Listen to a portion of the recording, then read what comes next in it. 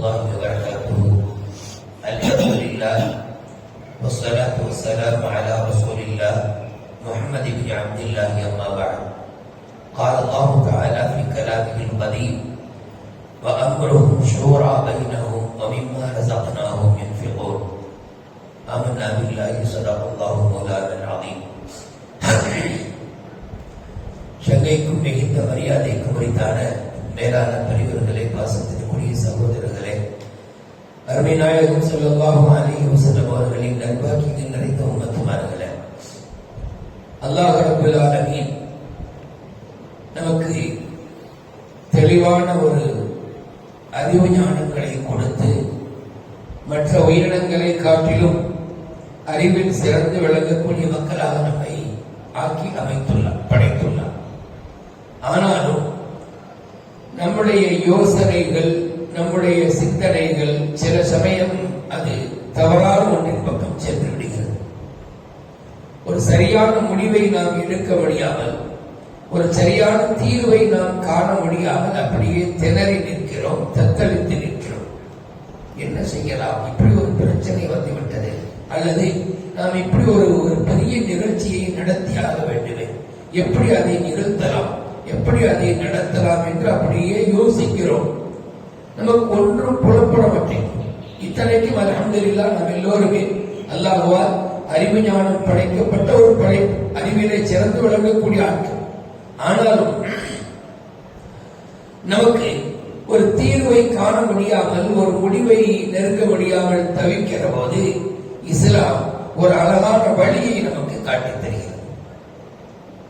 ஒன்று இஸ்திகாரா, படைத்தவரிடத்திலேயே சரணடைந்து அவரிடத்திலே கயிறை தேடுவது.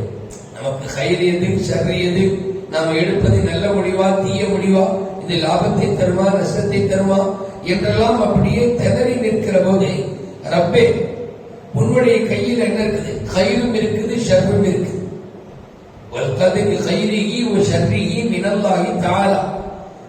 நல்லதாகட்டும் தீயதாகட்டும் அல்லாஹ்வுடைய புறத்திலிருந்தே வருகிறது என்பது நம்முடைய ஈமானுடைய அம்சங்களில் ஒன்று. அதனால அவரிடத்திலேயே சரணடைகிறது. அல்லாஹ்வே, நீங்க எனக்கு கயிறை நாடித்தா.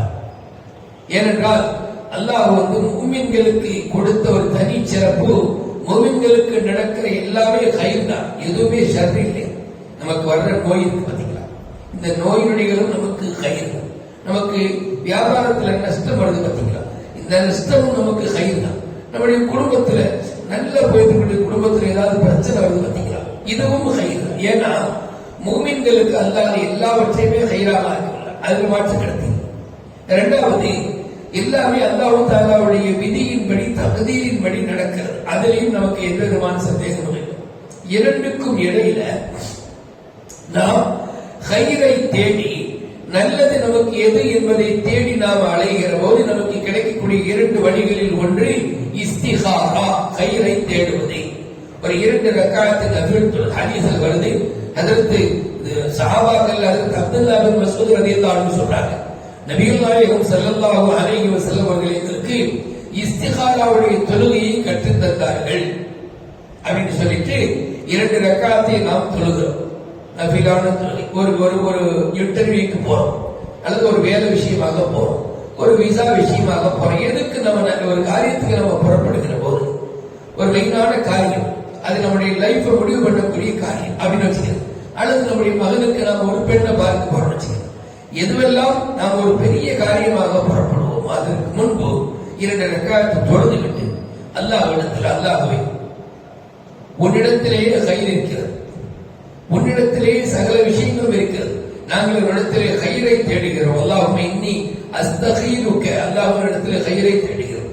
நாங்கள் போகக்கூடிய இந்த காரியம் அது கயிறாக இருந்தால் அதை எங்களுக்கு நீ லேசாக்கி கொடு, அதிலே எங்களுக்கு சக்தியை கொடு, அது எங்களுக்கு இலகுவான முறையிலே அமைத்துக் கொடு.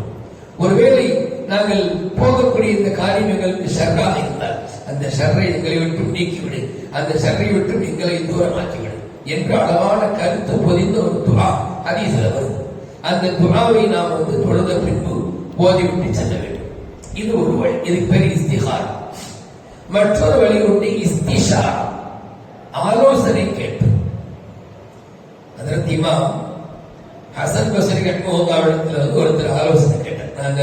நம்ம பெண் பார்க்க போறோம் அல்லது நம்முடைய மகனுக்கு மாப்பிள்ளை பார்க்க போகலாம் என்கிற அந்த காரியத்தை முன்னிட்டு பேசுற விஷயம். இமாம் ஹசன் பஸ்ரி ரஹ்மத்துல்லாஹி ஒருத்தர் வந்து கேட்கிறார், என்னுடைய மகளை நான் யாருக்கு கட்டி கொடுப்போம்? அவங்க சொன்னாங்க, ஒரு இறையச்சமுள்ள மனிதருக்கு கட்டி கொடுப்போம். ஏன்னா அவர் உன்னுடைய மகளின் மீது பிரியம் வைத்தால் நல்ல முறையில் அவரை அந்த மகளை வைத்து காப்பாற்றுவார். ஒருவேளை உன்னுடைய மகளின் மீது அவருக்கு ஒரு வெறுப்பு ஏற்பட்டால், மனக்கசப்பு ஏற்பட்டாலும் அவர் அநீதம் செய்ய மாட்டார் அந்த மகளுக்கு அப்படின்னு ஹஜ்ரத் இமாம் ஹசன் பஸ்ரி ஒரு ஆலோசனை கொடுத்தார். அப்போ ஆலோசனை கேட்பது என்பது இரண்டாவது வழி. நம்முடைய காரியங்கள் சக்சஸ்ஃபுல்லாக ஆகுவதற்கு நாம் எடுக்கக்கூடிய அடுத்த கட்ட நகர்வு என்னன்னு சொன்னா ஆலோசனை கேட்போம். ஹஜ்ரத் ரசூலுல்லாஹி ஸல்லல்லாஹு அலைஹி வஸல்லம் அவர்கள் பல காரியங்களை ஆலோசனையின் அடிப்படையில் செய்திருக்கிறார்கள். அல்லாஹ் குர்ஆனில் சொல்கிறான், இன்று ஓதிய வசனம் தான், வஅம்ருஹும் ஷூரா பைனஹும், சஹாபாக்களின் காரியங்கள் யாவும் அவர்களுக்கு மத்தியில் ஆலோசனை செய்யப்பட்டு வெளிவந்தது. அல்லாஹ் சொல்றான். சரி, சஹாபாக்கள் ஆலோசனை செய்யறாங்கன்னா அதுல ஒரு அர்த்தம் இருக்கு.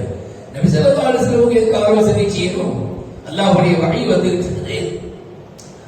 அருமை நாயகத்திற்கு அல்லாஹ் தஆலா எல்லோருடைய கல்வி ஞானங்களையும் சேர்த்து கொடுத்துள்ளார். அப்படி இருக்க அவங்க ஆலோசனை செய்யணும், அல்லாஹ் உம்மத்திற்கு கற்றுத் தருகிறார்.